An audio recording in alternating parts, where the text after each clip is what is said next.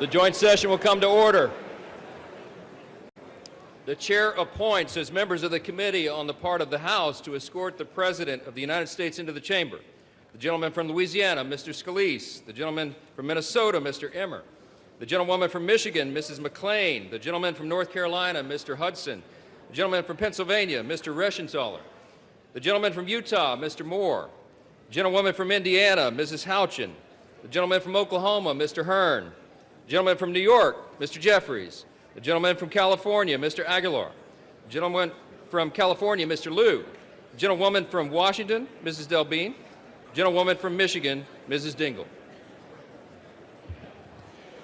The President of the Senate, at the direction of that body, appoints the following senators as members of the committee on the part of the Senate to escort the President of the United States into the House chamber: the Senator from South Dakota, Mr. Thune; the Senator from Wyoming, Mr. Barrasso; the Senator from Arkansas, Mr. Cotton; the Senator from West Virginia, Mrs. Capito; the Senator from Oklahoma, Mr. Lankford; the Senator from South Carolina, Mr. Scott; the Senator from New York, Mr. Schumer; the Senator from Illinois, Mr. Durbin; and the Senator from Minnesota, Ms. Klobuchar. The members of the Escort Committee will exit the chamber through the lobby doors.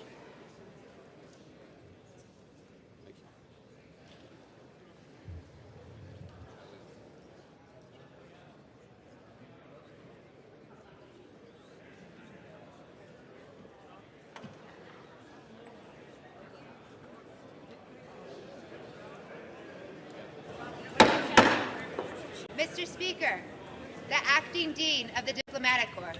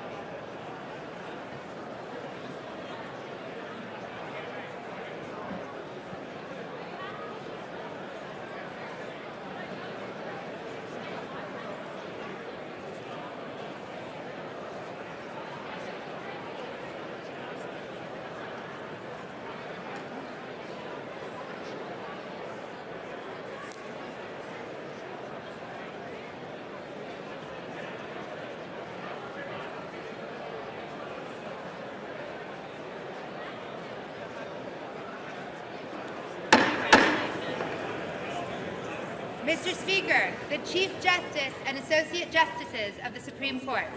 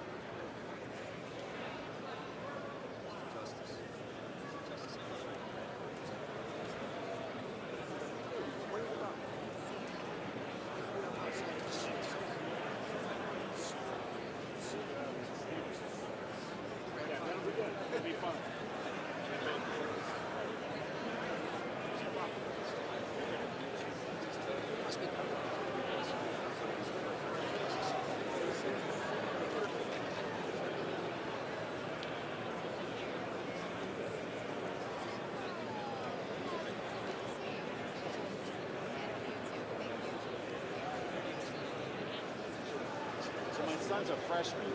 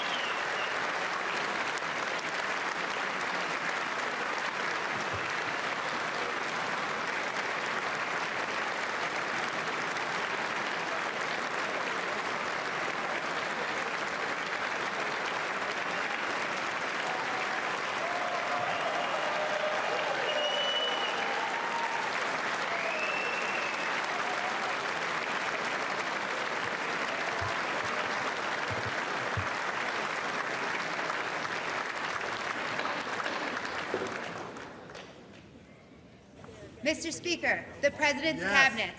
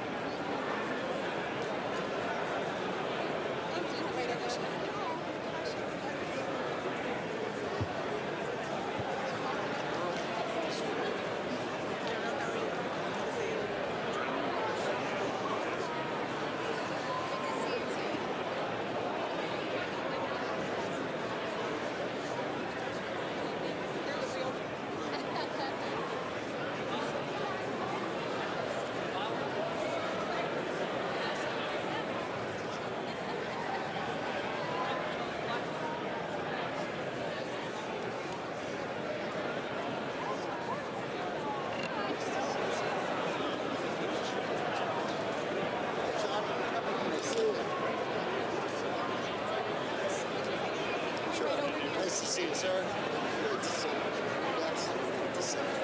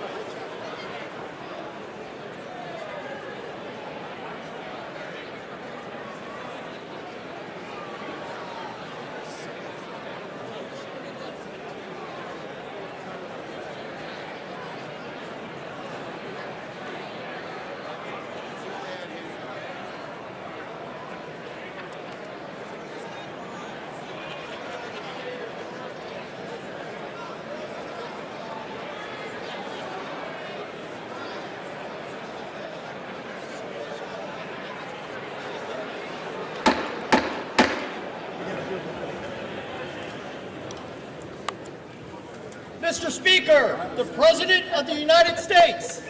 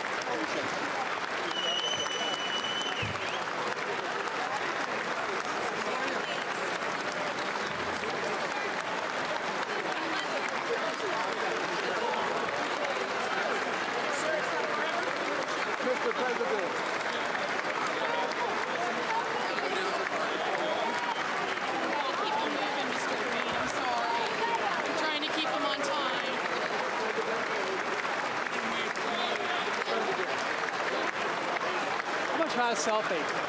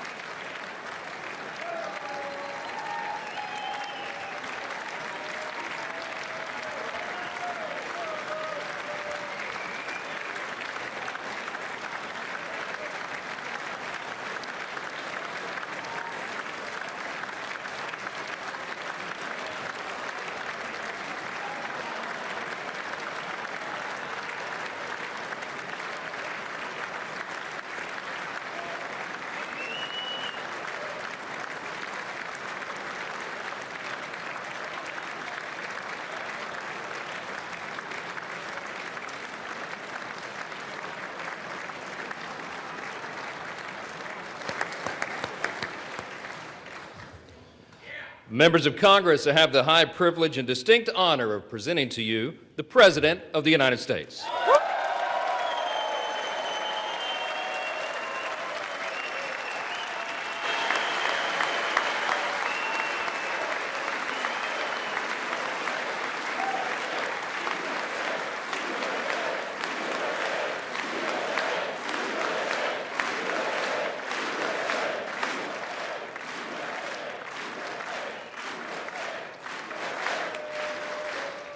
Well, thank you very much, everybody. It's really an honor.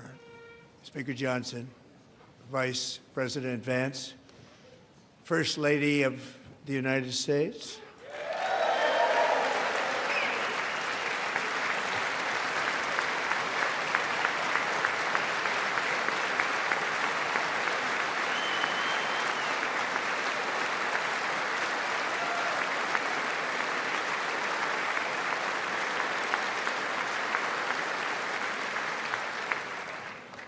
Second Lady of the United States,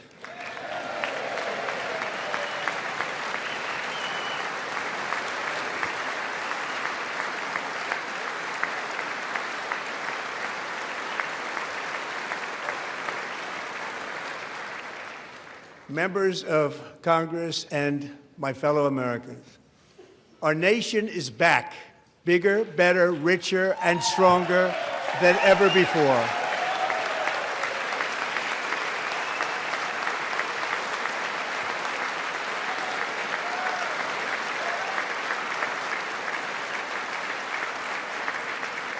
Less than 5 months from now, our country will celebrate an epic milestone in American history, the 250th anniversary of our glorious American independence.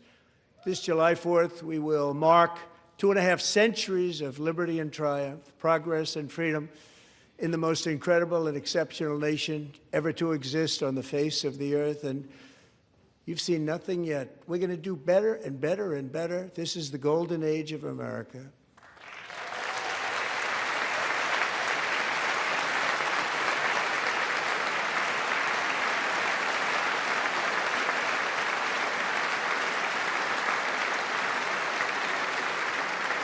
When I last spoke in this chamber 12 months ago, I had just inherited a nation in crisis with a stagnant economy, inflation at record levels, a wide open border, horrendous recruitment for military and police, rampant crime at home, and wars and chaos all over the world. But tonight, after just 1 year, I can say with dignity and pride that we have achieved a transformation like no one has ever seen before, and a turnaround for the ages. It is indeed a turnaround for the ages.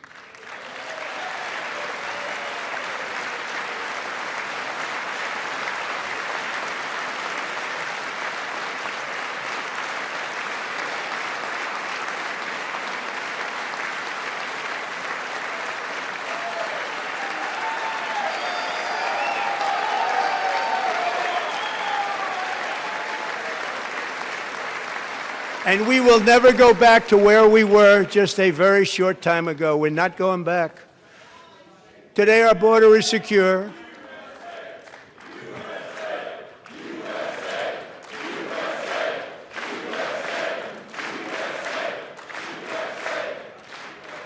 Thank you. Today, our border is secure. Our spirit is restored. Inflation is plummeting. Incomes are rising fast. The roaring economy is roaring like never before, and our enemies are scared, our military and police are stacked, and America is respected again, perhaps like never before.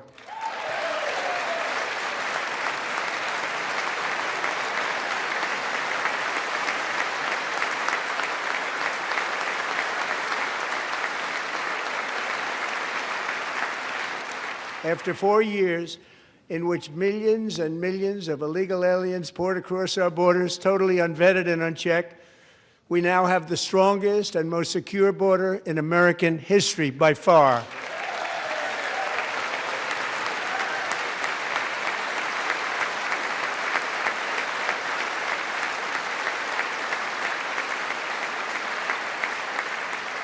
In the past 9 months, 0 illegal aliens have been admitted to the United States.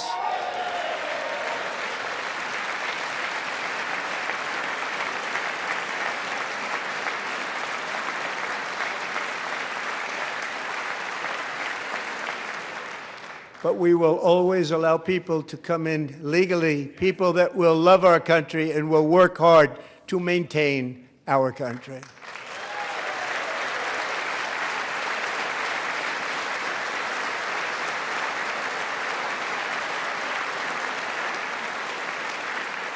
The flow of deadly fentanyl across our border is down by a record 56% in 1 year.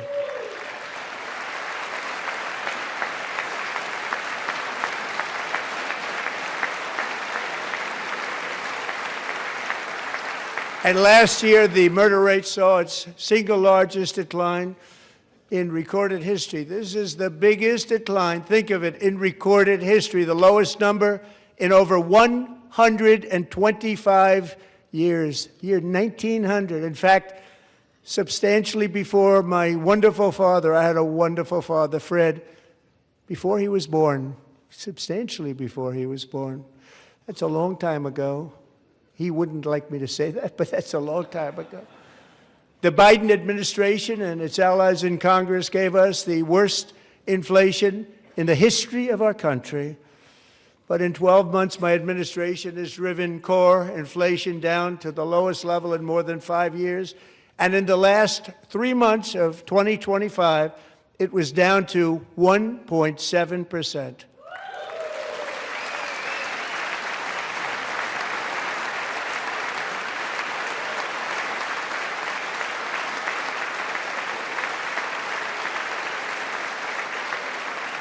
Gasoline, which reached a peak of over $6 a gallon in some states under my predecessor, it was quite honestly a disaster, is now below $2.30 a gallon in most states, and in some places, $1.99 a gallon. And when I visited the great state of Iowa just a few weeks ago, I even saw $1.85 a gallon for gasoline.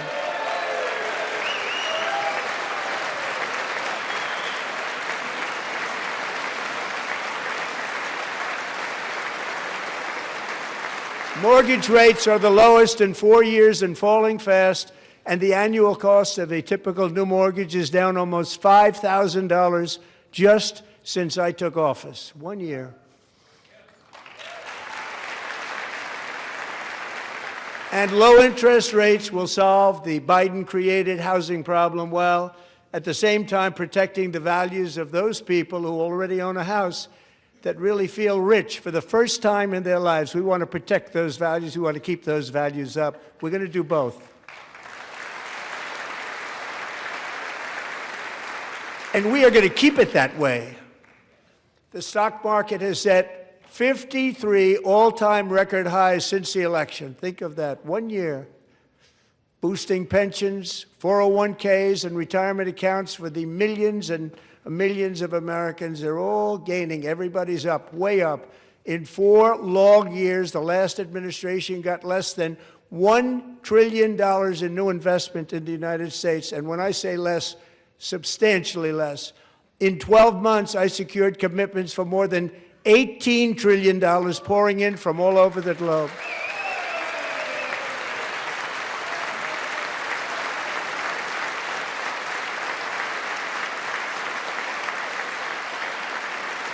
Think of it, much less than $1 trillion for 4 years versus much more than $18 trillion for 1 year. What a difference a president makes. A short time ago, we were a dead country. Now we are the hottest country anywhere in the world, the hottest.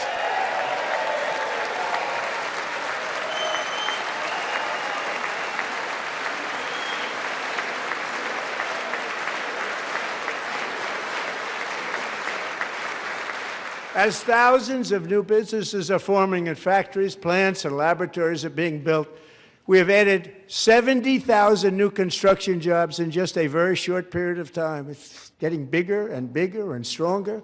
Nobody can believe what they're watching.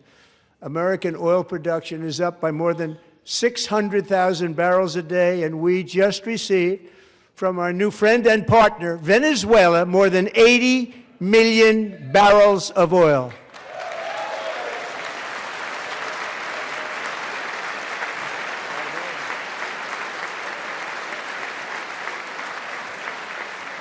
American natural gas production is at an all-time high because I kept my promise to drill, baby, drill.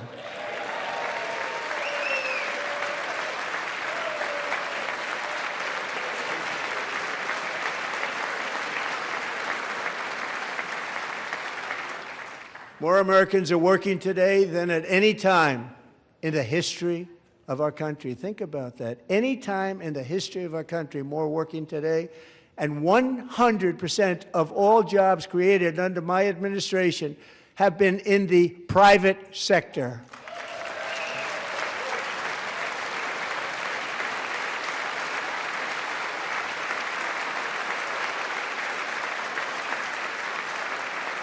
We ended DEI in America.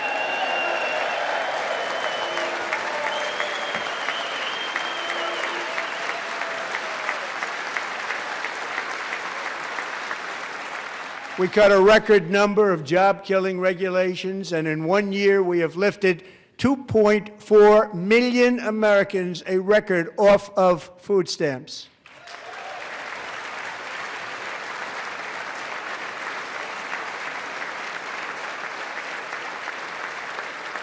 And for all of these reasons, I say tonight, members of Congress, the state of our union is strong.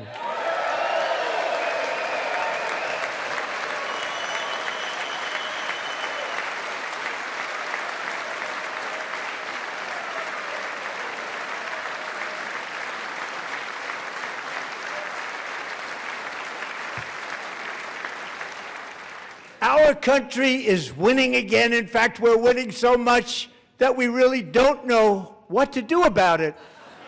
People are asking me, please, please, please, Mr. President, we're winning too much. We can't take it anymore. We're not used to winning in our country.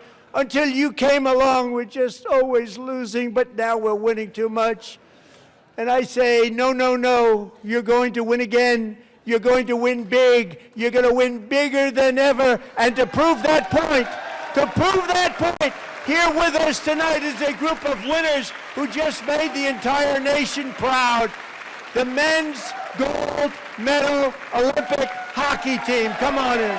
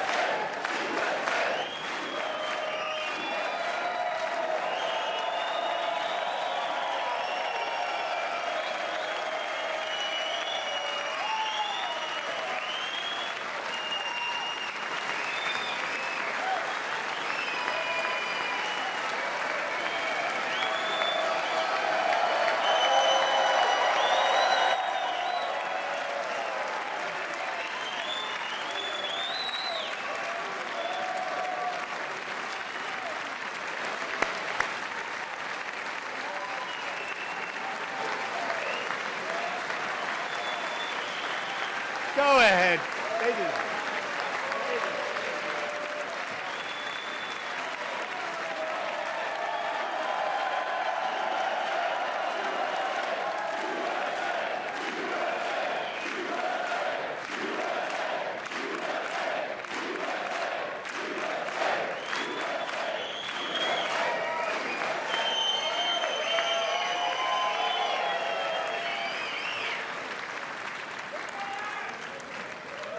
That's the first time I've ever seen them get up. And actually, not all of them did get up. But they beat a fantastic Canadian team in overtime, as everybody saw, as did the American women who will soon be coming to the White House.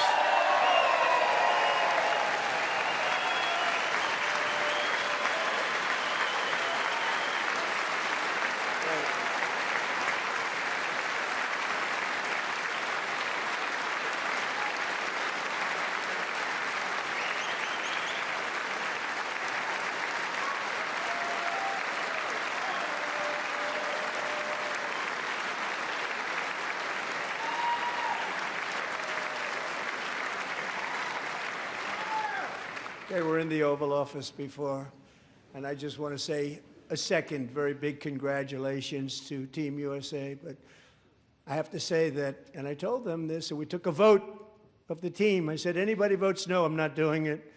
So they stood there, and they weren't about to say no, because I've never seen a goaltender play as well as goalie Connor Hellebuck.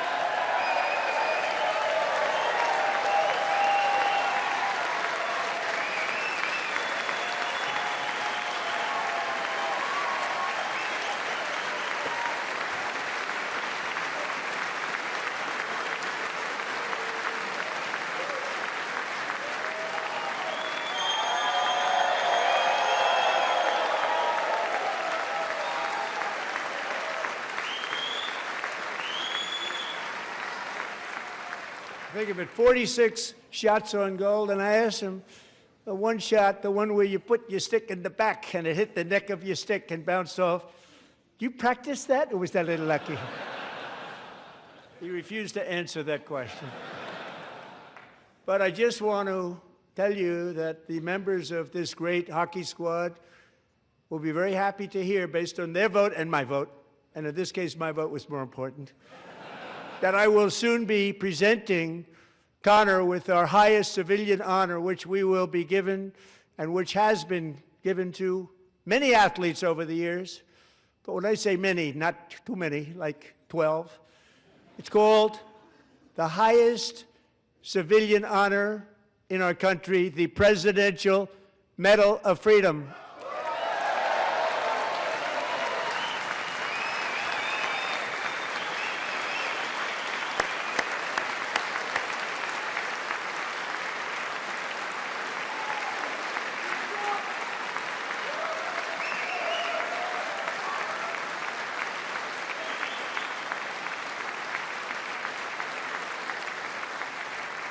Great athletes have gotten that, very great, the best, and I thought he deserved it. And I did take a vote, every single one of them. I said, I'm not giving it if anybody goes no, and every single one of them rapidly put up their hand. So I want to thank you. What a special job you did. What special champions you are. Thank you very much.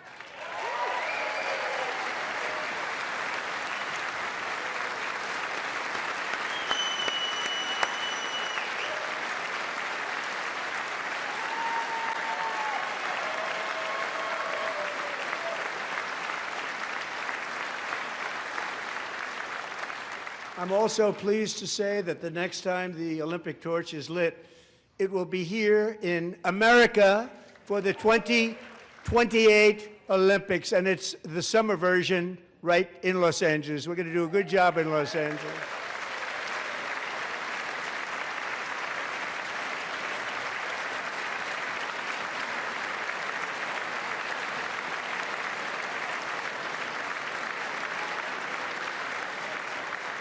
And Los Angeles is going to be safe, just like Washington, D.C. is now one of the safest cities in the country.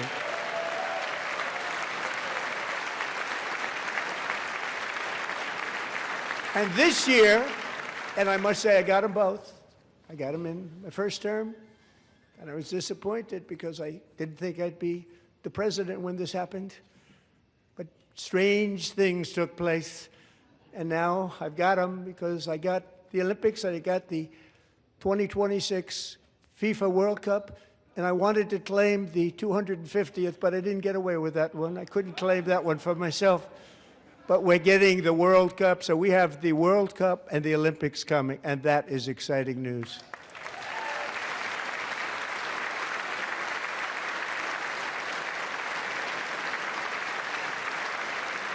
So this will be a year to celebrate our country and the heroes who have kept it free. Men like Buddy Taggart. At age 17, Buddy volunteered to defend America in World War II, serving in the Pacific under the great General Douglas MacArthur. He fought bravely in the famous Battle of Manila, worked so hard. He was badly wounded and almost killed by enemy machine guns in Luzon. And 81 years ago this month, he liberated the largest internment camp in the Philippines, one of the largest anywhere in the world. But he earned many honors, including a Purple Heart and a Bronze Star, came home, started a family, and tonight he is in the gallery looking forward to July 4th, 2026, his 100th birthday.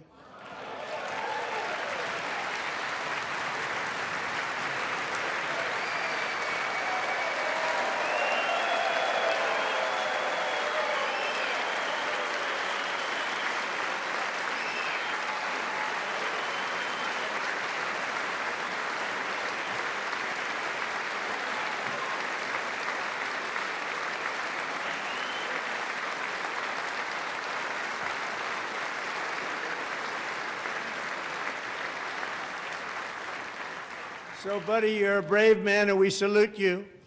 Even in times of challenge, setback, and immense heartache, the spirit of 1776 has always shone through very brightly.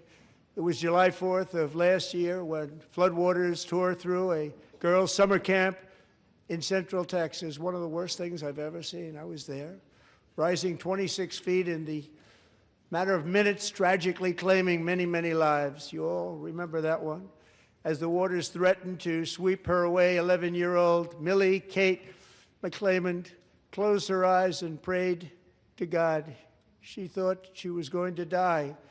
Those prayers were answered when Coast Guard rescue swimmer Scott Ruskin descended from a helicopter above. Nobody knew where he came from.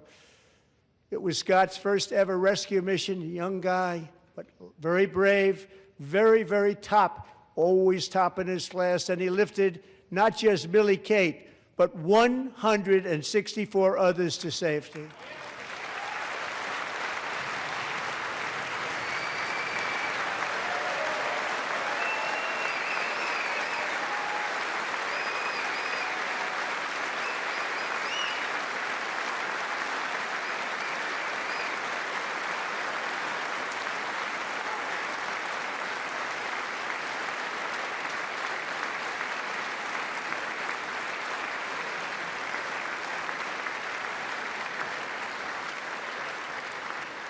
People watched Scott from a distance, and they couldn't believe what they were seeing. The winds were blowing, the rain was pouring, everything was going, and that rapid water, nobody's ever seen anything like it. They said, wow, that's something. Tonight, Scott and Millie Kate are here together, reunited for the very first time. Thank you, Scott, Millie Kate.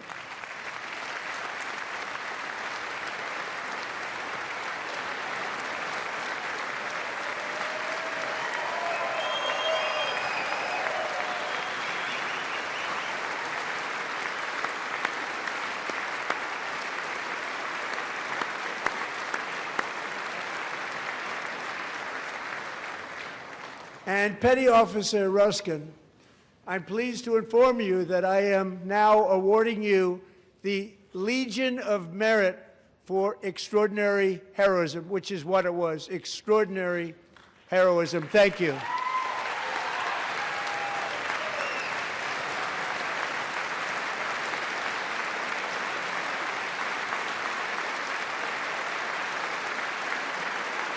And I'd like to have the military aide to please come down and take care of the service. Military aide, thank you very much. Take care of that very important service. Thank you very much. From 1776 to today, every generation of Americans has stepped forward to defend life, liberty, and the pursuit of happiness. And they're really doing it for the next generation. But now it's our turn. Together we're building a nation where every child has the chance to reach higher and go further, where government answers to the people, not the powerful, and where the interests of hardworking American citizens are always our first and ultimate concern. That is the debt we owe to the heroes who came before us, and that is the promise we must keep to America for our 250th year. Last year, I urged this Congress to begin the mission by passing the largest tax cuts in American history, and our Republican majorities delivered so beautifully. Thank you, Republicans.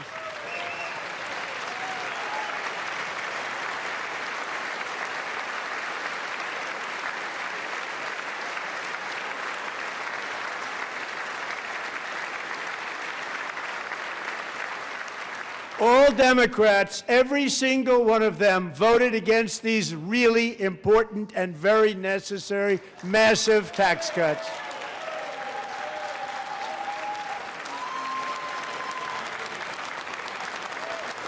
They wanted large-scale tax increases to hurt the people instead. But we held strong, and with the great, big, beautiful bill, we gave you no tax on tips, no tax on overtime, and no tax on Social Security for our great seniors.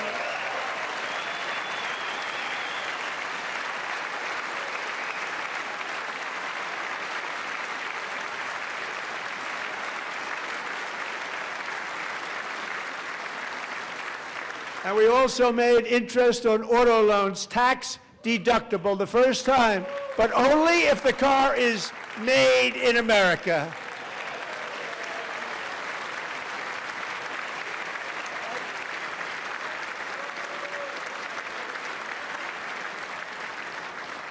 Recently in Pennsylvania, I met Megan Hemhauser, a devoted mom who's homeschools her children, beautiful, 2 children, during the day while waiting tables at night as her husband works overtime operating very heavy equipment. Megan is here this evening, and she's happy to tell you that she is so much richer because with no tax on tips, no tax on overtime, and our expanded child tax credit done again by Republicans, Megan and her husband will take home more than $5,000 extra just for the year, cutting her tax bill in more than half.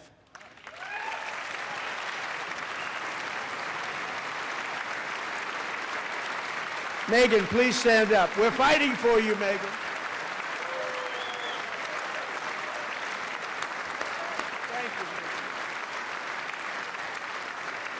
Thank you, Megan. We're fighting for you, Megan. Under our bill, parents like Megan can also activate their children's brand new Trump accounts. And I didn't name it. I did not name that.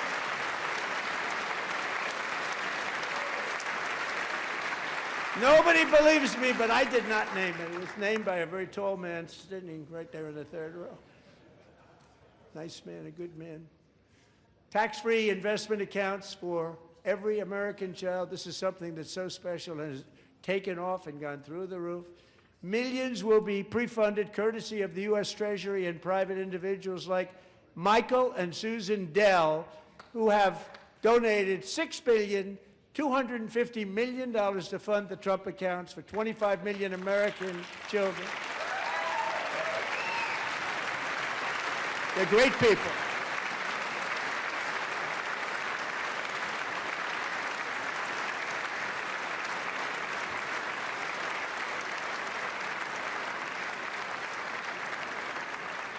When I asked Michael Dell, how do you make all that money? He said, well, I just sat on my dorm in school, and I made computers, and I'd sell them to people, and I just kept selling and selling and selling, and pretty amazing story. That's called the American dream. He sold a lot of computers, a lot of those laptops, so I congratulate him on that, but I really thank him and Susan, as well as others like Brad Gerstner, a very tremendous guy. He was behind it right from the beginning. Brad Gerstner. Thank you, Brad.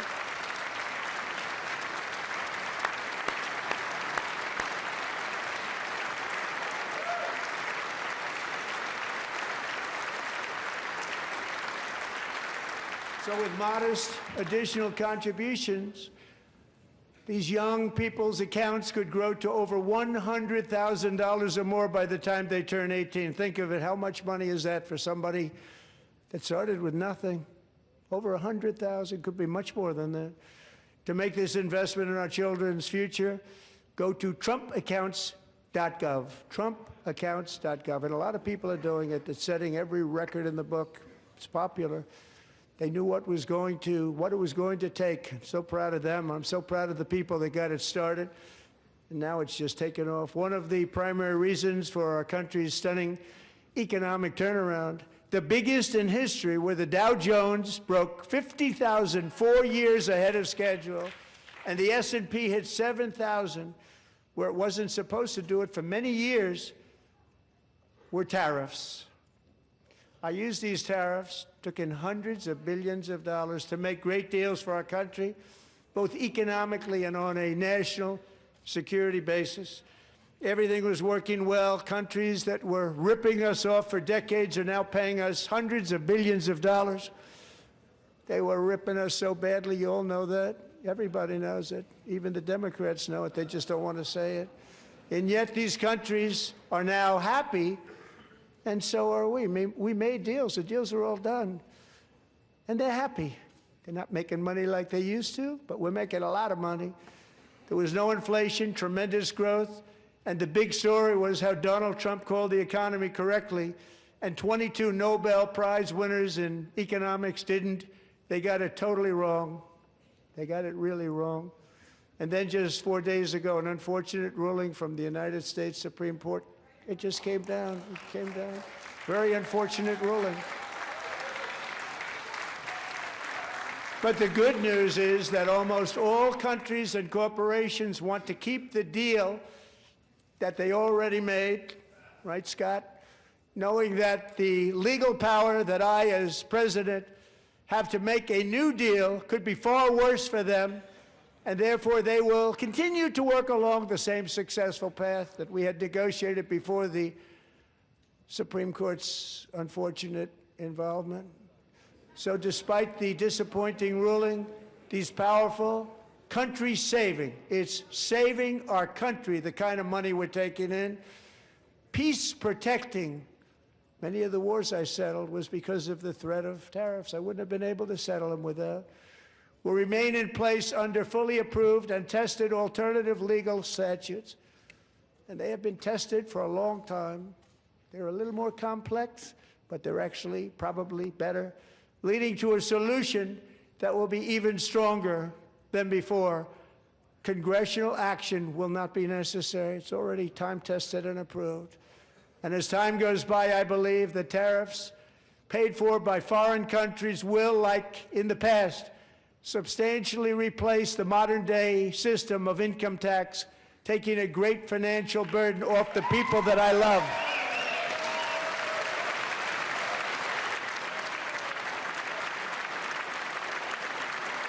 Right?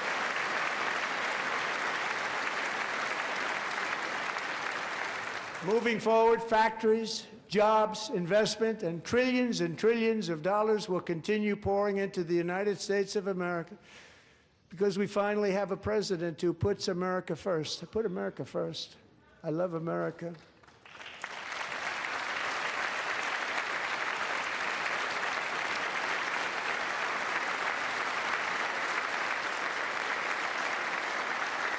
For decades before I came along, we had the exact opposite. From trade to health care, from energy to immigration, everything was stolen and rigged in order to drain the wealth out of the productive, hardworking people who make our country great, who make our country run. Under Biden and his corrupt partners in Congress and beyond, it reached a breaking point with the Green New scam, open borders for everyone. They poured in by the millions and millions from prisons, from mental institutions. They were murderers, 11,888 murders. They came into our country. You allowed that to happen. And record-setting inflation that cost the typical family $34,000 in just a speck of time. Now the same people in this chamber who voted for those disasters suddenly use the word affordability, a word, they just used it. Somebody gave it to them, knowing full well that they caused and created the increased prices that all of our citizens had to endure. You caused that problem. You caused that problem.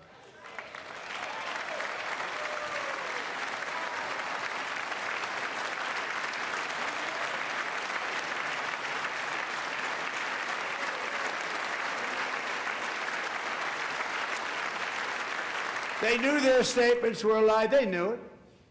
They knew their statements were a dirty, rotten lie. Their policies created the high prices. Our policies are rapidly ending them. We are doing really well. Those prices are plummeting downward.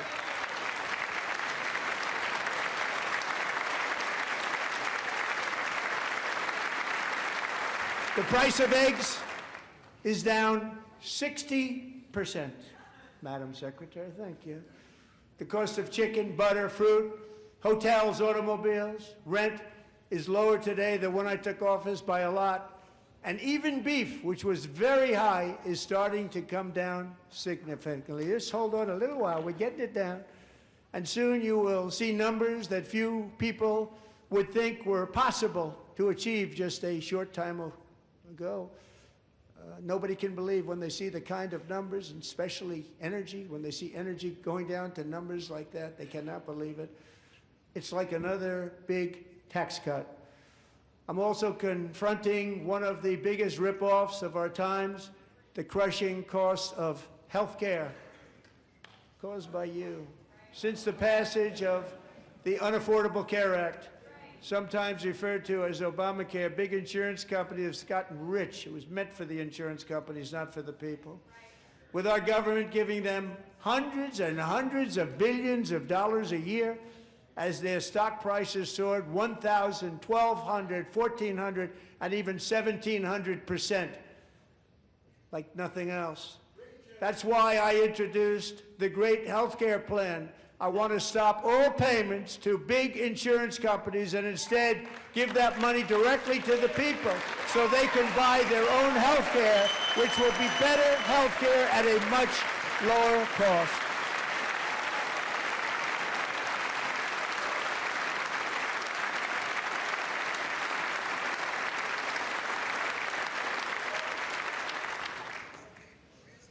In addition, my plan requires maximum price transparency. That's a big deal.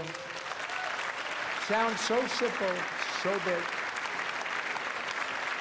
And I did that in my first term, and the Democrats immediately terminated it with full knowledge that they were doing a very bad thing for the people. Costs were going to go way up, and that's what happened, and now I'm bringing them way down on health care and everything else.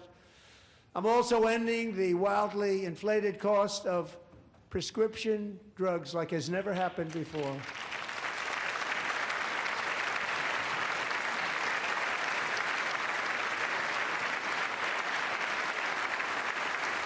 Other presidents tried to do it, but they never could. They tried.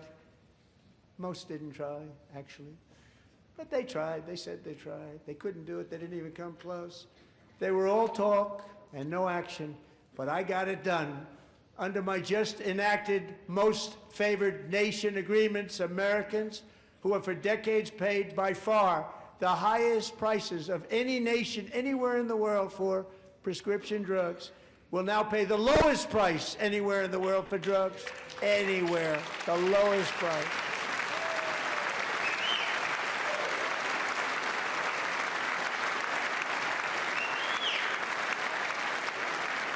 So in my first year of the second term, should be my third term, but strange things happen. I took prescription drugs, a very big part of health care, from the highest price in the entire world to the lowest. That's a big achievement. The result is price differences of 300, 400, 500, 600% and more, all available right now at a new website called TrumpRx.gov. And I didn't name that one either, by the way.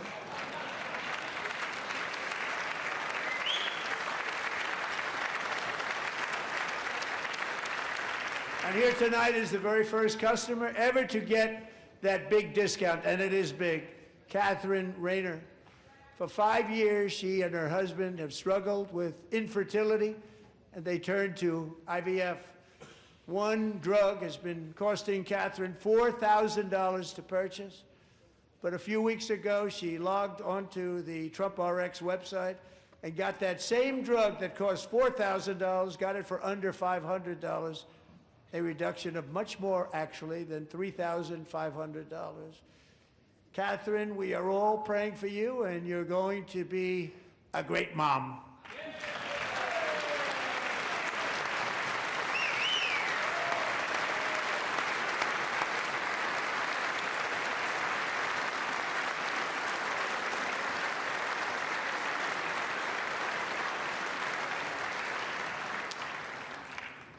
So now I'm calling on Congress to codify my most favored nation program into law. Now, the one thing, I'm not sure it matters because it's going to be very hard for somebody that comes along after me to say, let's raise drug prices by 700 or 800%. But John and Mike, if you don't mind, codify it anyway. They may do it. Codify it anyway. Thank you. Many Americans are also concerned that energy demand from AI data centers could unfairly drive up their electric utility bills.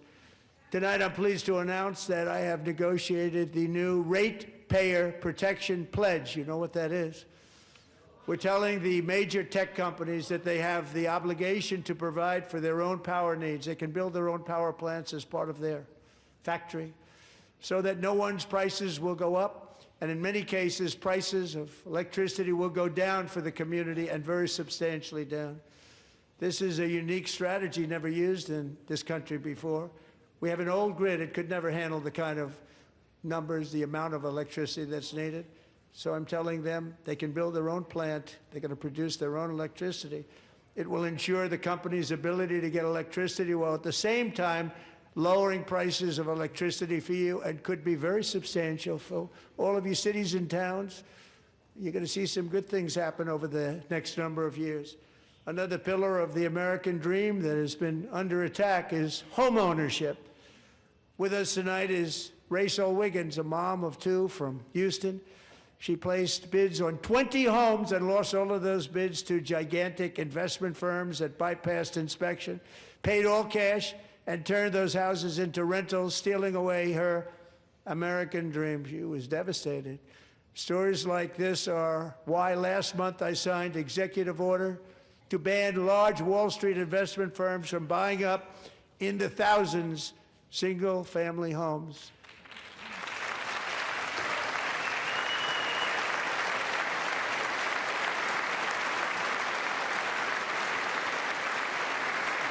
And now I'm asking Congress to make that ban permanent, because homes for people, really, that's what we want. We want homes for people, not for corporations. Corporations are doing just fine. Raysel, thank you very much. Good luck with your home. You'll get one soon.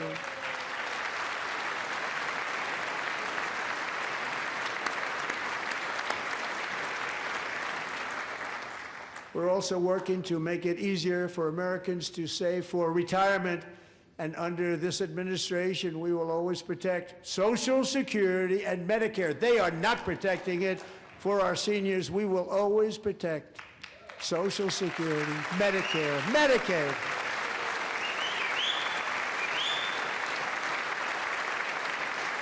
Since I took office, the typical 401k balance is up by at least $30,000. That's a lot of money. We have millions and millions of people, because the stock market has done so well, setting all those records. Your 401ks are way up. Yet half of all of working Americans still do not have access to a retirement plan with matching contributions from an employer. To remedy this gross disparity, I'm announcing that next year my administration will give these often forgotten American workers, great people, the people that built our country, access to the same type of retirement plan offered to every federal worker. We will match your contribution with up to $1,000 each year. As we ensure that all Americans can profit from a rising stock market, let's also ensure that members of Congress cannot corruptly profit from using insider information.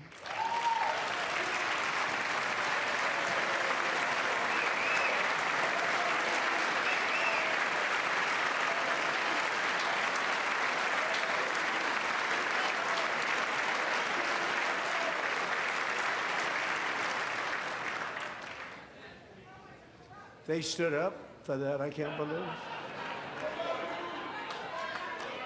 I can't believe it. Did Nancy Pelosi stand up if she's here? Doubt it. Pass the Stop Insider Trading Act without delay.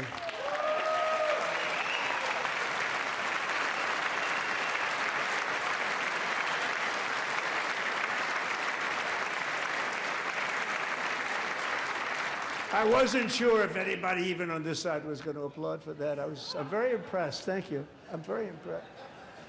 But when it comes to the corruption that is plundering, it's plundering America.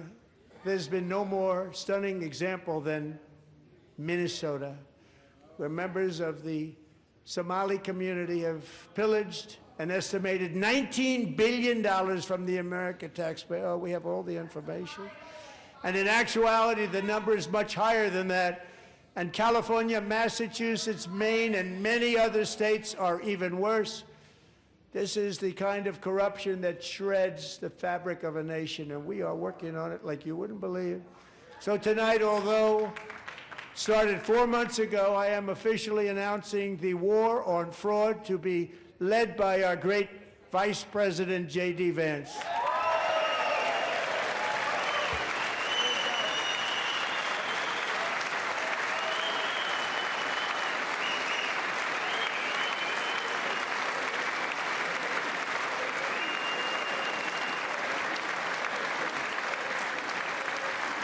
We'll get it done. And if we're able to find enough of that fraud, we will actually have a balanced budget overnight. It'll go very quickly. That's the kind of money you're talking about. We'll balance our budget. The Somali pirates who ransacked Minnesota remind us that there are large parts of the world where bribery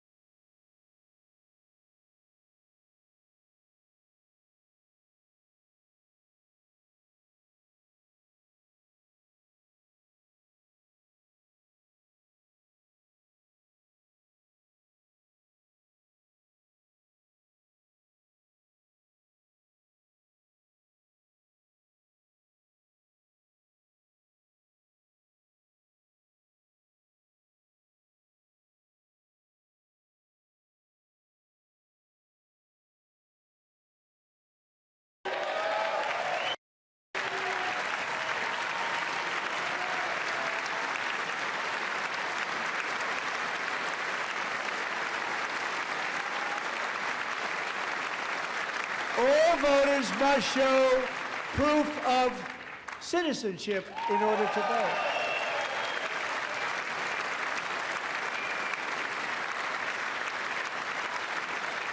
And no more crooked mail-in ballots except for illness, disability, military, or travel. None.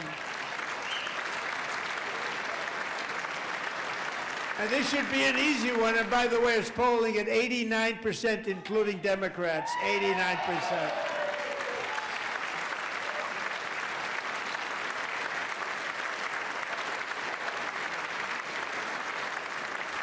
And even the new communist mayor of New York City, I think he's a nice guy, actually.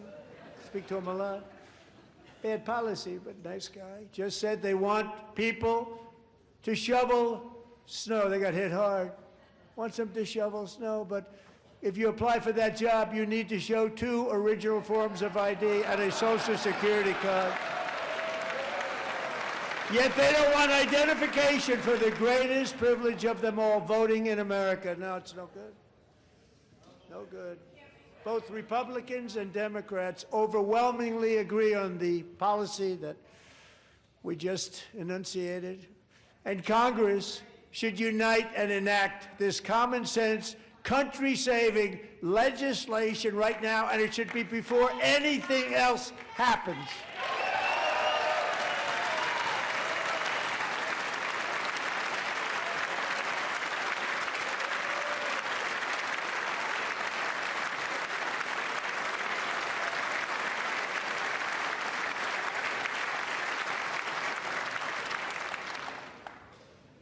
And the reason they don't want to do it, why would anybody not want voter ID? One reason, because they want to cheat. There's only one reason. They make up all excuses. They say it's racist. They come up with things, you almost say, what imagination they have. They want to cheat, they have cheated, and their policy is so bad that the only way they can get elected is to cheat. And we're going to stop it. We have to stop it, John.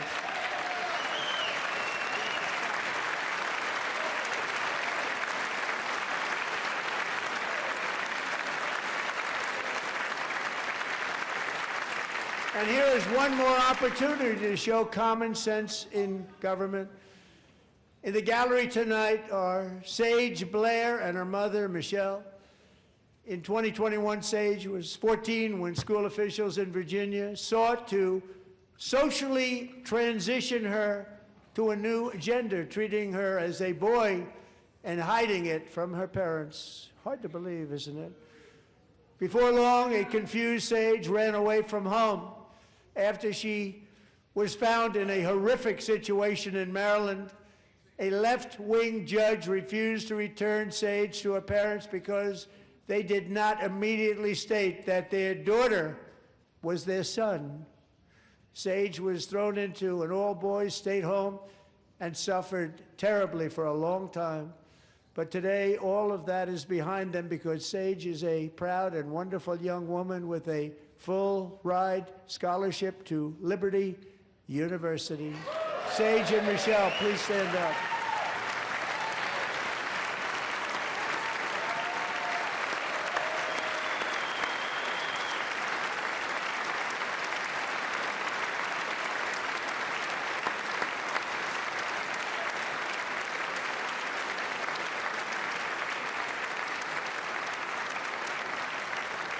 And thank you for your great bravery. And who can believe that we're even speaking about things like this?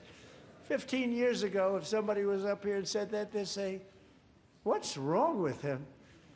But now we have to say it because it's going on all over numerous states without even telling the parents.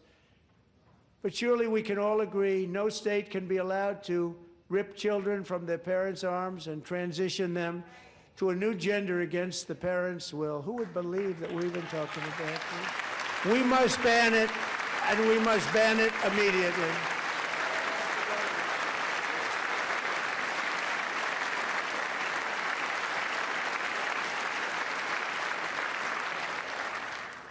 Look, nobody stands up. These people are crazy, I'm telling you. They're crazy.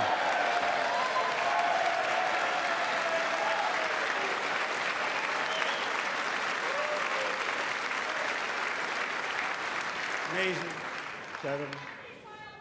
Boy, oh boy. We're lucky we have a country. With people like this, Democrats are destroying our country, but we've stopped it just in the nick of time, didn't we?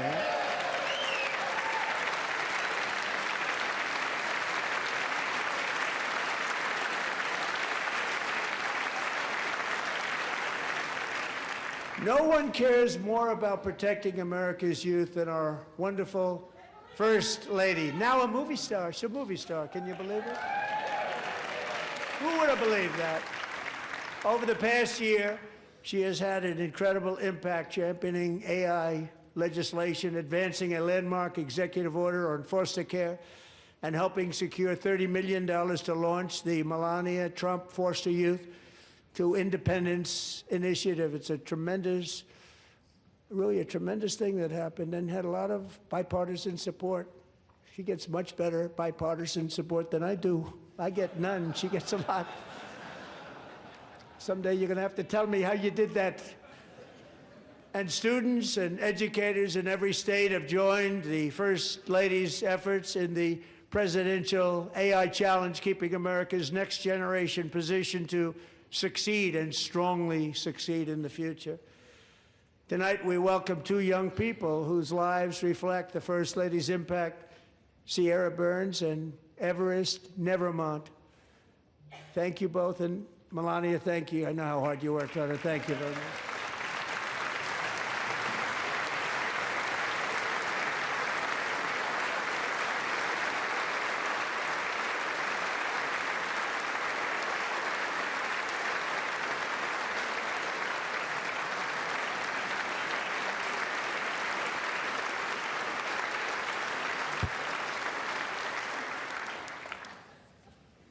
I'm very proud to say that during my time in office, both the first 4 years and in particular this last year, there has been a tremendous renewal in religion, faith, Christianity, and belief in God. Tremendous renewal.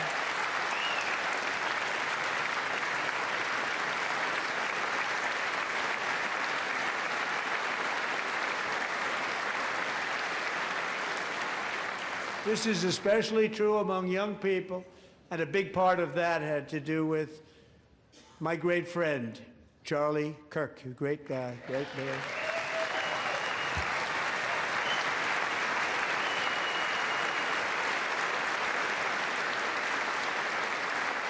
So last year, Charlie was violently murdered by an assassin and martyred, really martyred for his beliefs. His wonderful wife, Erica, is with us tonight. Erica, please stand.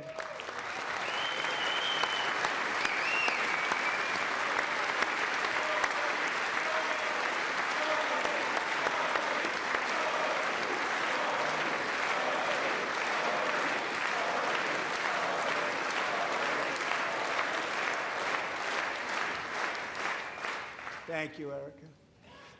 Been through a lot. In Charlie's memory, we must all come together to reaffirm that America is one nation under God, and we must totally reject political violence of any kind.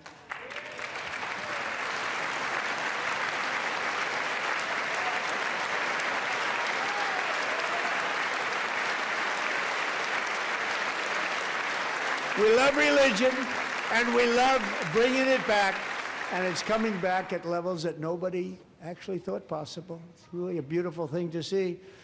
Above all, unleashing America's promise requires keeping our communities safe. We have made incredible strides, yet dangerous repeat offenders continue to be released by pro-crime Democrat politicians again and again. We are honored to be joined tonight by a woman who's been through hell, Anya Zarutska. In 2022, she and her beautiful daughter, so beautiful, what a beautiful young woman, Irina, fled war-torn Ukraine to live with relatives near Charlotte, North Carolina. And by the way, what's going on with Charlotte? Last summer, 23-year-old Irina was riding home on the train when a deranged monster who had been arrested over a dozen times and was released through no cash bail, stood up and viciously slashed a knife through her neck and body. No one will ever forget. There were people on that train. No one will ever forget the expression of terror on Irina's face as she looked up at her attacker in the last seconds of her life. She died instantly. She had escaped a brutal war only to be slain by a hardened criminal, set free to kill in America, came in through open borders. Mrs. Zaretsky, tonight I promise you we will ensure justice for your magnificent daughter, Irina.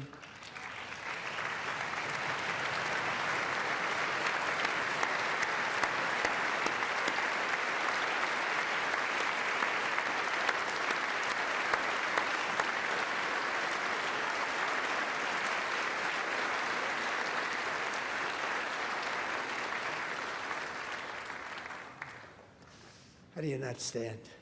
How do you not stand?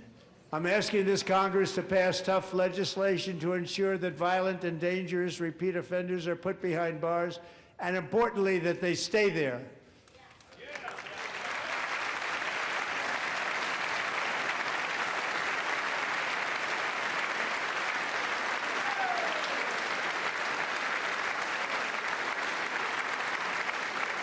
Starting last summer, I deployed our National Guard and federal law enforcement to restore law and order to our most dangerous cities, including Memphis, Tennessee, big success, New Orleans, Louisiana, big success, and our nation's capital itself, Washington, D.C., where we have almost no crime anymore in Washington, D.C. How did that happen?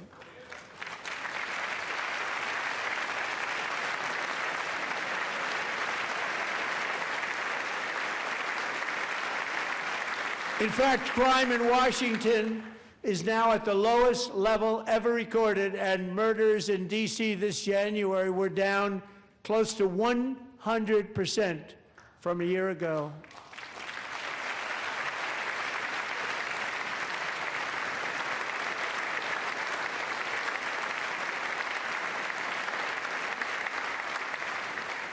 They don't like to hear that.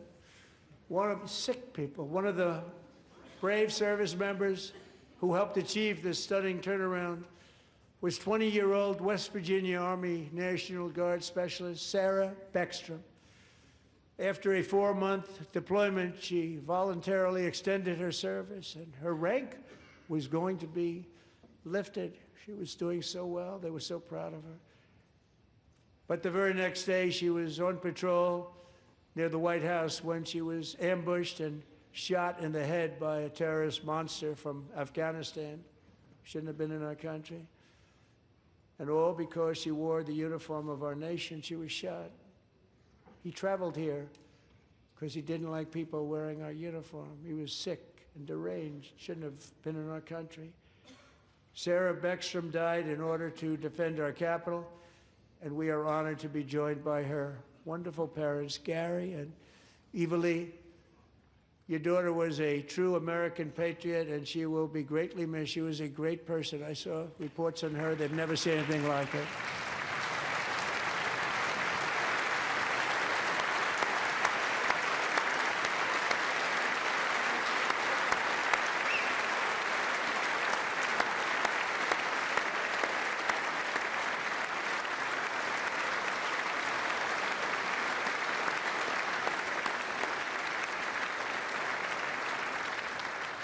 So sorry. Thank you very much. A great young lady. I saw reports that were like, perfect. She was perfect. Serving alongside Sarah that day was Staff Sergeant Andrew Wolf. The terrorist shot Andrew in the head, and no one thought he could possibly make it. The two of them, Sarah and Andrew, both shot violently in the head. Neither was expected to make it. They weren't even given a chance, except his wonderful mother, named Melody, who I spoke to the same night, and she was so positive. The doctors thought that Andrew was gone, but his mother said, no, no, Mr. President, Andrew will be fine. He's going to make it.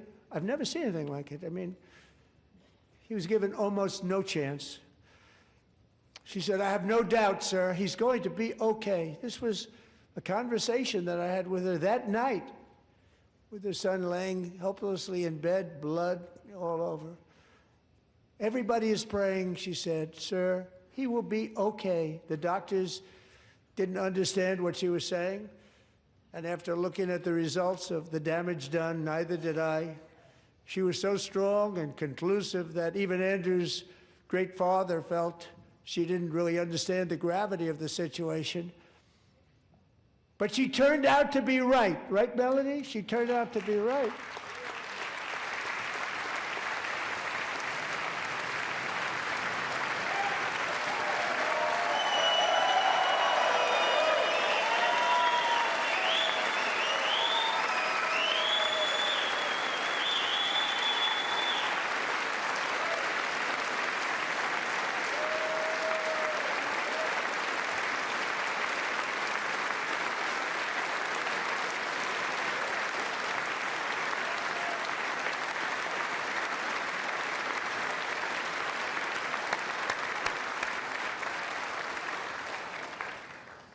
Amazing, actually. I said, where does this woman come from? She's the most positive person I've ever met. With God's help, Andrew has battled back from the edge of death, and we're talking about the edge of death, on his way to a miraculous recovery. He's got a little work to do, but he's doing great. Nice to see you. He's a good-looking guy. Nice to see you. Thanks, Andrew. Thank you very much.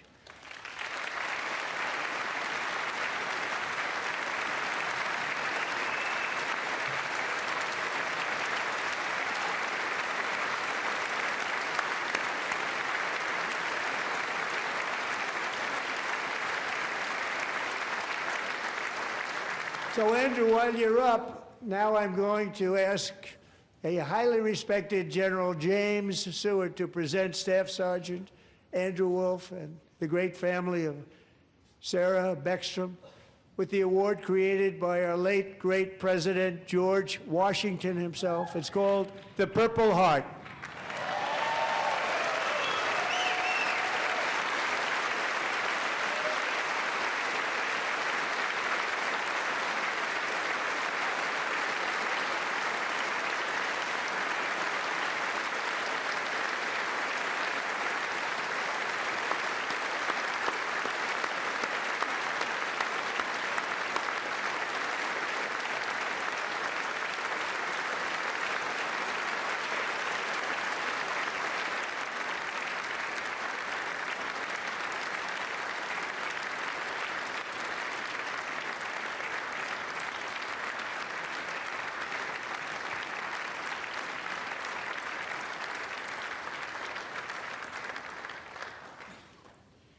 We love you all. Love you. We're proudly restoring safety for Americans at home, and we are also restoring security for Americans abroad. Our country has never been stronger. In my first 10 months, I ended 8 wars, including Cambodia. Isn't it funny? Sick people. Cambodia and Thailand, Pakistan and India. Would have been a nuclear war. 35 million people, said the Prime Minister of Pakistan, would have died if it were not for my involvement. Kosovo and Serbia, Israel and Iran, Egypt and Ethiopia, Armenia and Azerbaijan, the Congo and Rwanda, and of course the war in Gaza, which proceeds at a very low level. It's just about there. And I want to thank Steve Witkoff and Jared Kushner for your help. Thank you, Steve. Thank you, Jared.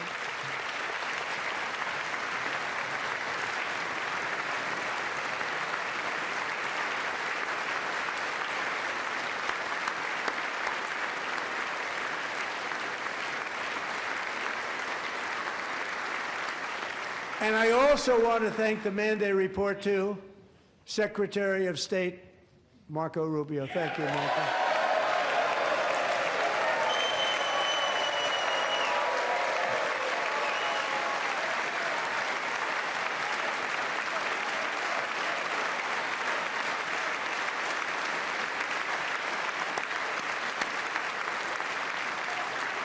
People don't like you. You know, Marco got 100% of the votes when he was in confirmation. I think our next one was about 54%. And some of the Democrats are now saying, I can't believe we approved that guy. And he said it's an honor that they feel that way, right, Marco? You have done a great job, great Secretary of State. I think he'll go down as the best ever.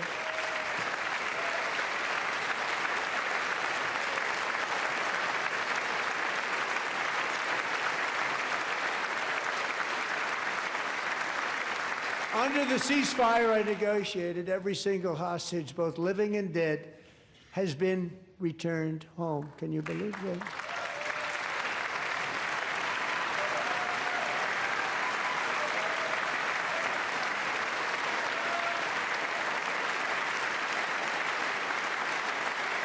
Nobody thought it was possible. Nobody thought that was possible. Both living and dead. And those parents who had a dead son, their boy, they'd always tell me their boy, they wanted him as much as though he were living. It was an amazing period of time. And they came back, and when we got all of the living hostages back, and many, many before them, but I always said those last 20 are going to be very tough, but we got many, many more, hundreds. But I said those last 20 are going to be tough. We got them back. But we only got back 14 or 15 of the dead of the 28. And believe it or not, Hamas worked along with Israel, and they dug and they dug and they dug. It's a tough thing to do, going through bodies all over, passing up 100 bodies sometimes for each one that they found. Tough job. And they finally got it back to 27. And then Steve and Jared, they got it back to 28. They found all 28. Nobody thought that was possible, but we did it. And I remember the family of the 28th. They were so grieved, but they were so happy as it's possible to be. They had their boy back. The mother said, "Sir, we have our boy back." What a period of time that was, but we got them all back. So thank you both very much. Great job.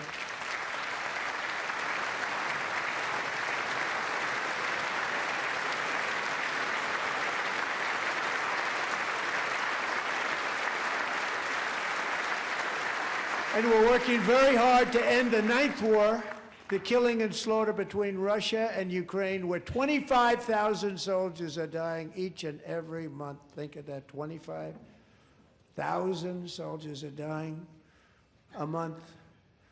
A war which would have never happened if I were president, would have never happened. As president, I will make peace wherever I can, but I will never hesitate to confront threats to America wherever we must. That's why in a breakthrough operation last June, the United States military obliterated Iran's nuclear weapons program with an attack on Iranian soil known as Operation Midnight Hammer.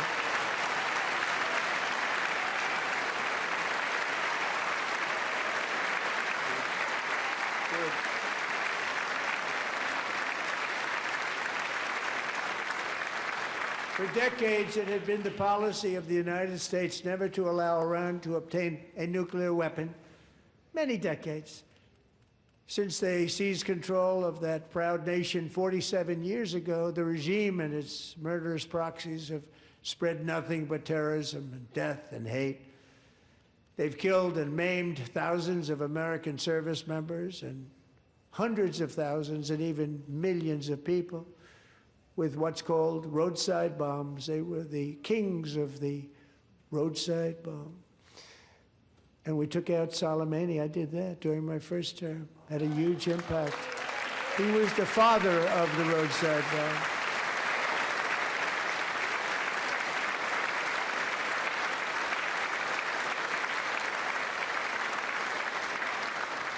And just over the last couple of months with the protests, they've killed at least, it looks like, 32,000 protesters. 32,000 protesters in their own country.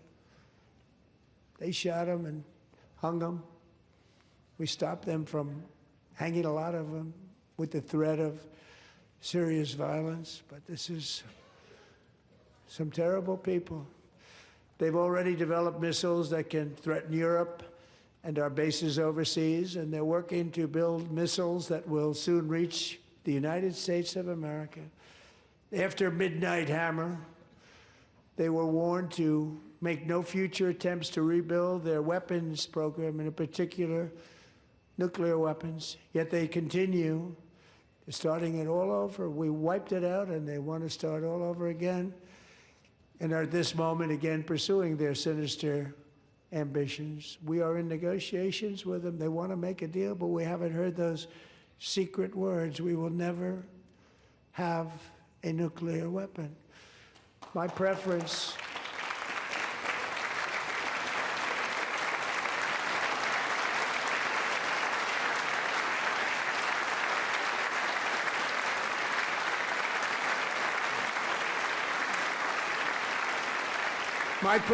is to solve this problem through diplomacy.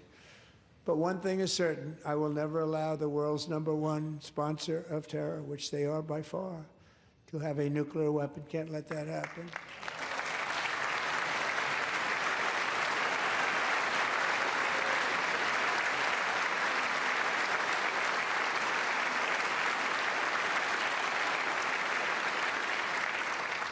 And no nation should ever doubt America's resolve. We have the most powerful military on earth. I rebuilt the military in my first term. We're going to continue to do so. Also, we just approved a $1 trillion budget. We have no choice. We have to be strong, because hopefully we will seldom have to use this great power that we built together. It's really called peace through strength, and it's been very, very effective.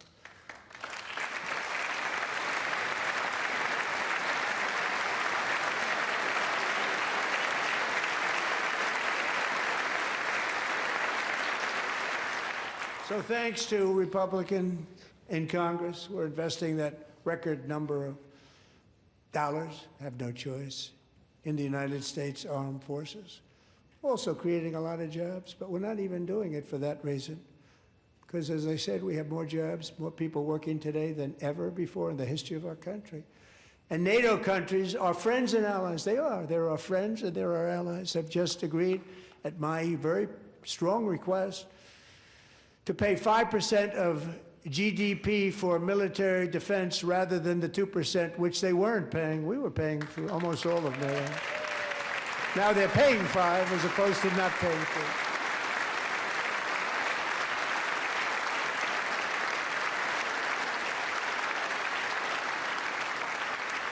3. And getting that 5% was something which everyone said would never be done, could not happen. We got it really easily with one meeting.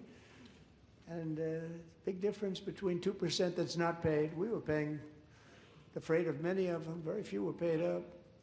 Now 5%, then they're paid. And everything we send over to Ukraine is sent through NATO, and they pay us in full. They pay us totally in full. Every branch of our armed forces is setting records for recruitment. This is so exciting. And every service member recently.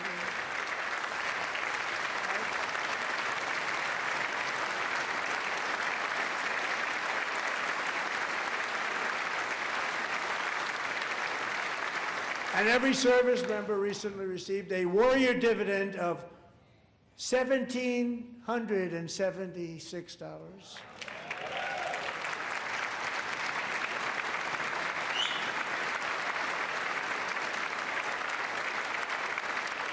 You know, they put it on my desk. We got the money from tariffs and other things, a lot of money we have. We have much more money than people understand. Have to rebuild that program a little bit, but it won't take long. But we got the money, and it was $1,775, and they wanted my approval. And I said, what's the number? $1,775. I said, wait a minute, for $1 more we can have $1,776. It's going to... I said, we're going to figure that. I never asked anybody if we could afford it. $1 more, I said $1,776. And I said, that's good. And I'll tell you what, our military, that was 4 months ago, our military, I never see a person in the military that doesn't thank me for it, so we're honored to do it. They deserve it. And we call it 1776. It was great. And we love our military. We love our law enforcement. We love our firemen. You know, the firemen don't get mentioned enough. We love our firemen. We're also...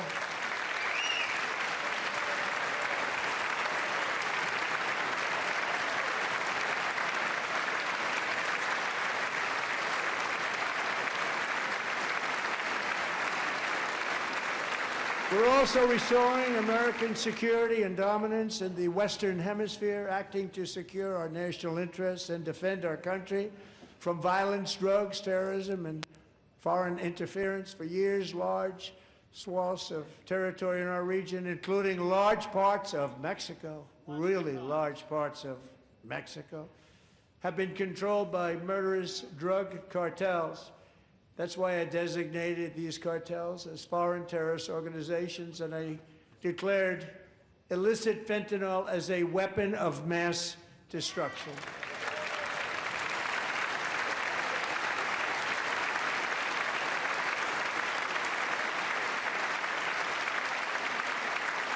And with our new military campaign, we have stopped record amounts of drugs coming into our country and virtually stopped it completely coming in by water or sea. You probably noticed that. We very seriously damaged their fishing industry also. Nobody wants to go fishing anymore. We've also taken down one of the most sinister cartel kingpins of all. You saw that yesterday. In January,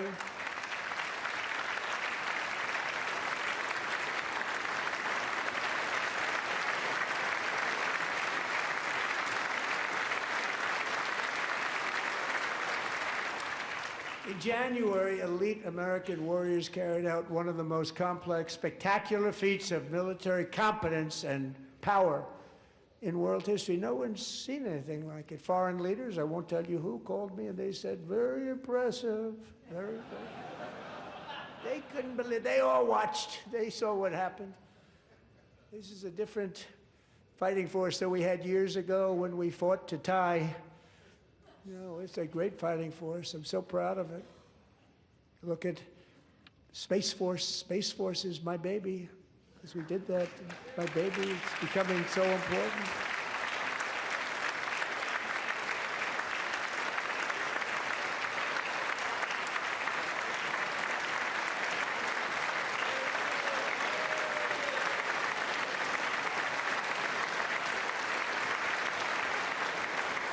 And America's armed forces overwhelmed all defenses and utterly defeated an enemy, good fighters, to end the reign of outlaw dictator Nicolas Maduro and bring him to face American justice.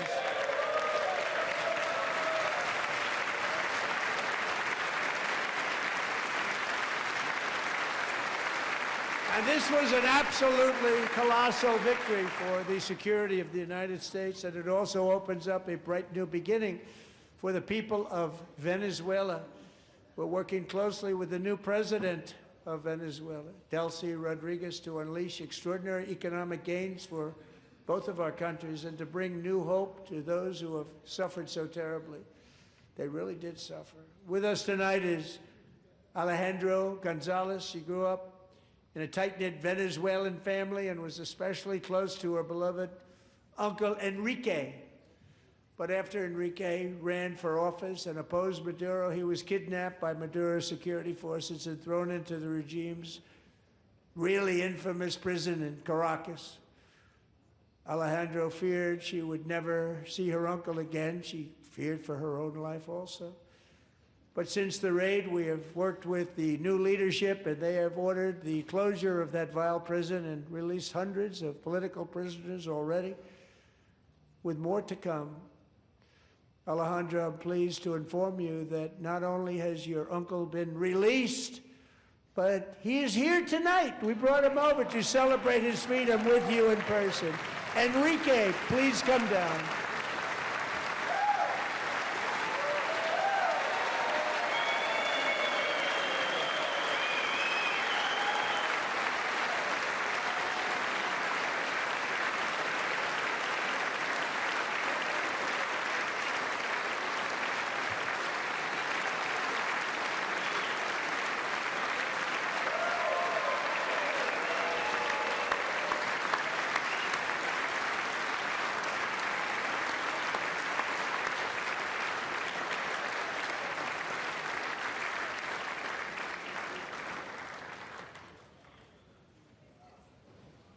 Thank you, Enrique. Have a good time.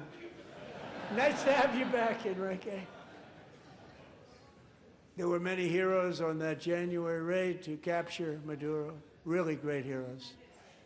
It was very dangerous. They knew we were coming. They were all set.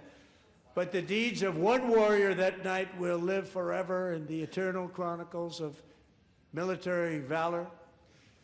Chief Warrant Officer 5, Eric Slover, planned the mission and was the flight lead in the cockpit of the first helicopter, a big, beautiful, powerful helicopter. It was a massive Chinook carrying, as you can imagine, many, many American warfighters. Wearing the dog tags, his wife Amy had blessed with holy water before he left. She knew it was going to be a rough one. Eric steered the Chinook under the cover of night and descended swiftly upon Maduro's heavily protected military fortress. This was a major military installation, protected by thousands of soldiers and guarded by Russian and Chinese military technology. How did that work out? Not too good. While preparing to land, enemy machine guns fired from every angle, and Eric was hit very badly in the leg and hip, one bullet after another. He absorbed 4 agonizing shots, shredding his leg into numerous pieces. And yet, despite the fact that the use of his legs was vital to successful helicopter flight, legs are the most important part of flying a helicopter, to deliver the many commandos who would capture and detain Maduro was the only thing Eric was thinking about. Then, even as he was gushing blood, which was flowing back down the aisle, helicopter lands at a steep angle. The machine guns stood right in front of him. They were right in front of him, 2 machine gunners who escaped the wrath of the previous planes. Eric maneuvered his helicopter with all of those lives and souls to face the enemy and let his gunners eliminate the threat. Turned the helicopter around so the gunners could take care of business, saving the lives of his fellow warriors from what could have been a catastrophic crash deep in enemy territory. Only after safely landing the helicopter with all the warriors aboard in the exact right spot, which was vital to the mission, we probably would have had to maybe cancel the mission if that didn't happen. Eric told his co-pilot, also wounded but not as gravely, to take over. I'm about ready to pass out. The success of the entire mission and the lives of his fellow warriors hinge on Eric's ability to take searing pain. It was unbelievable what's happened to his legs, of the bullets, and keep on flying and landing, and people knew what was happening. Everybody in the back of the helicopter knew because they saw the blood pouring down the aisle. Chief Warrant Officer Slover is still recovering from his serious wounds, but I'm thrilled to say that he is here tonight with his wife Amy. Eric and Amy, come on in.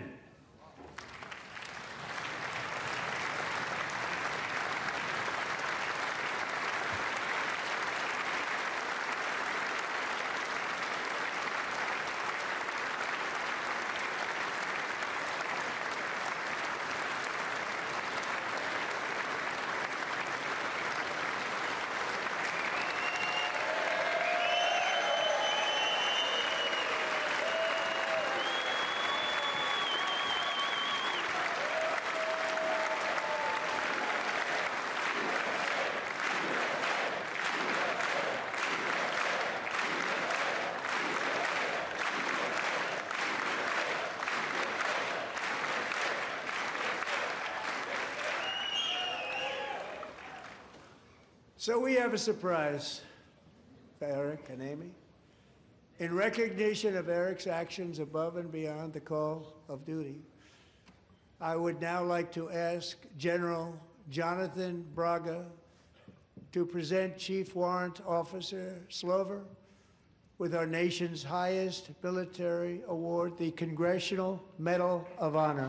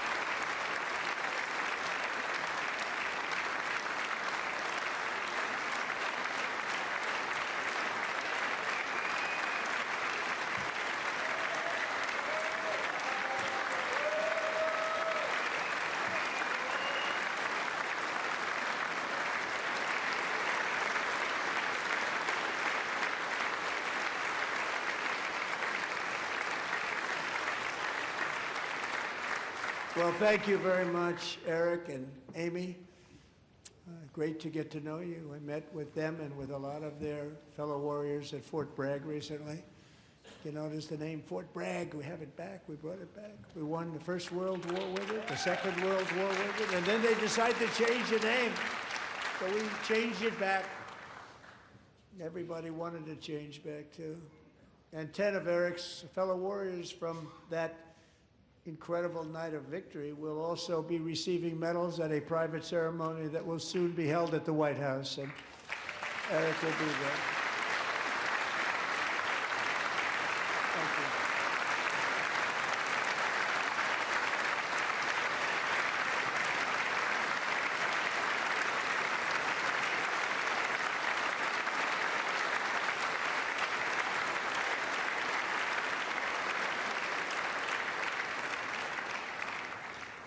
Thank you, Eric.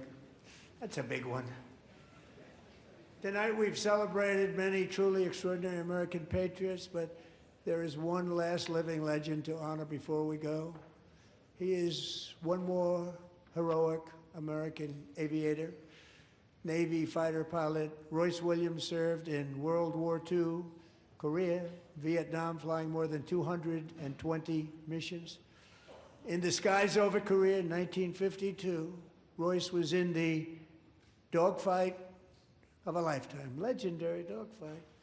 Flying through blizzard conditions, his squadron was ambushed by 7 Soviet fighter planes.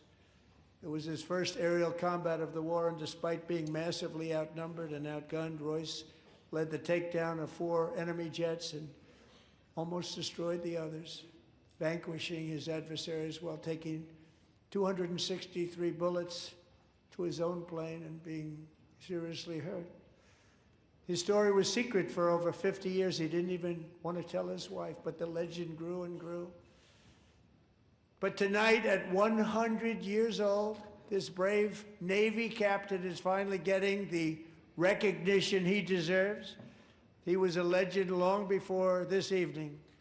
Royce, please stand up, and I will ask the First Lady of the United States to present Captain Royce Williams with his Congressional Medal of Honor.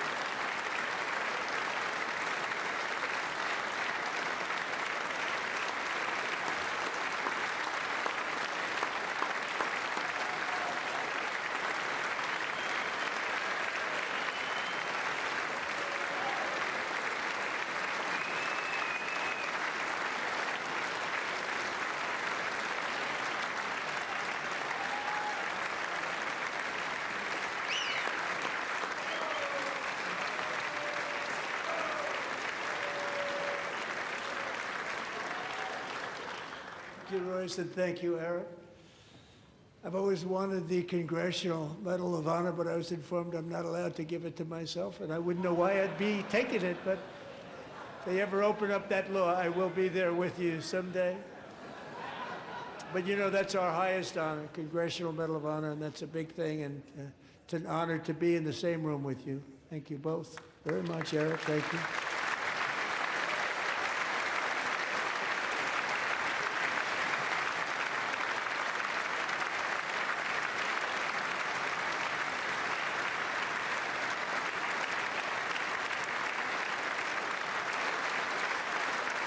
Thank you. 250 years is a long time in the life of a nation, but in another sense, it's really a mere moment in the eye of history. Two of the gentlemen we met in the gallery this evening took their first breaths 1 century ago, 100 years before that, on July 4th, 1826, the author of the Declaration of Independence, brilliant, Thomas Jefferson, drew his last breath. Just a single long human lifespan separates the giants who declared and won our independence from the heroes who stand among us tonight. Everything our nation has done, everything we have achieved, has been the work of those few great lifetimes. In those brief chapters, Americans built this nation from 13 humble colonies into the pinnacle of human civilization and human freedom, the strongest, wealthiest, most powerful, most successful nation in all of history. Americans ventured out across the daunting and dangerous continent. We carved paths through an unforgiving wilderness, settled a boundless frontier, and tamed the beautiful but very, very dangerous Wild West. From empty marshes and wide open plains, we raised up the world's greatest cities. Together, we mastered the world's mightiest industries and shattered history's monstrous tyrannies. And we liberated millions from the chains of fascism, communism, oppression, and terror. Americans lifted humanity into the skies on the wings of aluminum and steel. And then we launched mankind into the stars on rockets powered by sheer American will and unyielding American pride. We wired the globe with our ingenuity. We captivated the planet with American culture. And now we are pioneering the next great American breakthroughs that will change the entire world. All of this and so much more is the enduring legacy, unmatched glory of the hardworking patriots who built and defended this country and who still carry the hopes and freedoms on all of humanity's backs. For years they were forgotten, betrayed, and cast aside, but that great betrayal is over and they will never be forgotten again, because when the world needs courage, daring, vision, and inspiration, it is still turning to America. And when God needs a nation to work his miracles, he knows exactly who to ask. There is no challenge Americans cannot overcome, no frontier too vast for us to conquer, no dream too bold for us to chase, no horizon too distant for us to claim. For our destiny is written by the hand of providence, and these first 250 years were just the beginning. From the rugged border towns of Texas to the heartland villages of Michigan, from the sun-kissed shores of Florida to the endless fields of the Dakotas, and from the historic streets of Philadelphia to right here in our nation's capital, Washington, D.C., the golden age of America is upon us. The revolution that began in 1776 has not ended. It still continues because the flame of liberty and independence still burns in the heart of every American patriot. And our future will be bigger, better, brighter, bolder, and more glorious than ever before. Thank you, God bless you, and God bless America.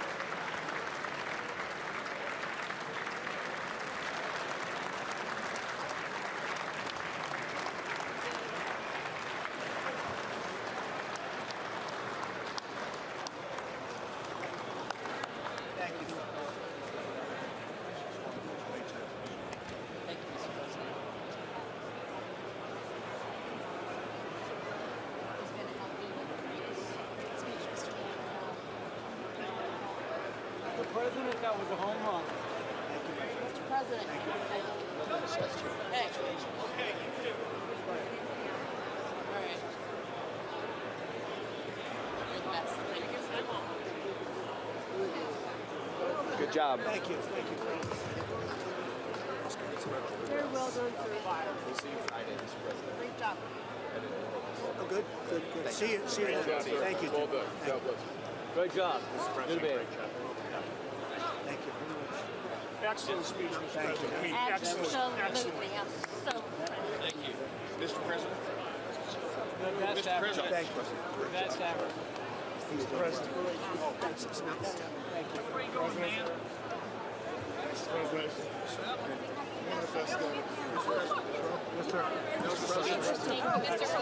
One of the best. We're so proud of yourself. Thank you for honoring those veterans. Luger. Thanks. Good. I think you should take the rest of the day off. I think we have to. We're going to have to. Thank you. All right, guys. You killed it. Thank you, Virginia. Best speech with the president. It was amazing. It really was. Home run. Really a grand slam. Grand slam.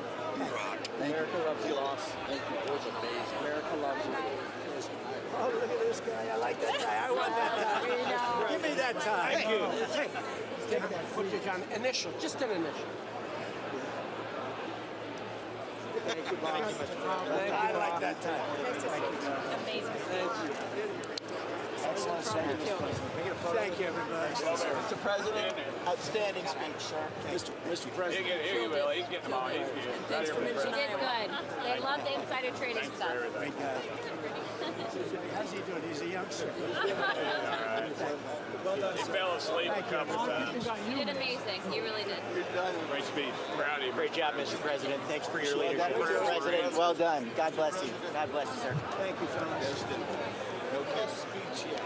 Fantastic. That's a big statement coming from you guys. Great job. Great job. Yes, sir. Love the finish. Home run here. Great job. Thank you, everybody. Great job. Great speech. Thank you. Thank you, everybody. That was the best speech. Thank you very much. You just speech out of her. Really, the best ever? That's a nice coming from you. That's a big statement. It's also the There he longest. is. Phenomenal. Great job, Love that. Adele. Congratulations, Also the Mr. President. longest Thank you. president. Thank you so much. Take care. Thank you very much. Still need to talk to you. Congratulations, Mr. President. Thank you. Mr. President. That's great. Great.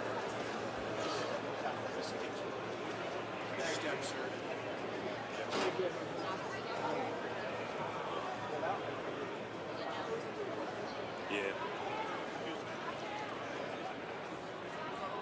Can we go out?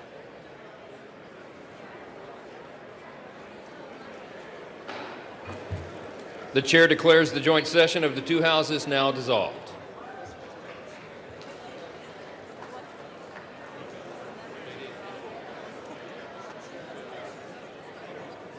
All right, buddy. This is kind of loose.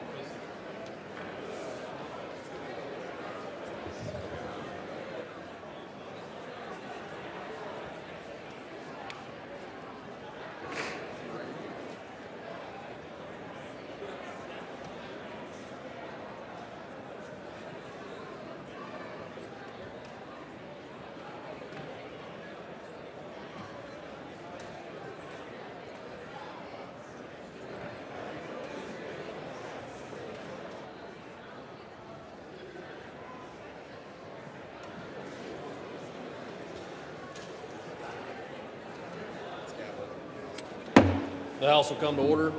For what purpose does the gentleman from Louisiana seek recognition? Mr. Speaker, I move that the message of the President be referred to the Committee of the Whole on the State of the Union in order for Without objection. Does the gentleman from Louisiana have a motion?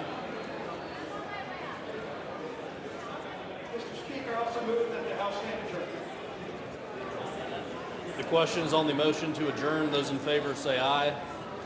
Those opposed, no. The ayes have it. The motion is agreed to. Accordingly, the House stands adjourned until 9 a.m. tomorrow.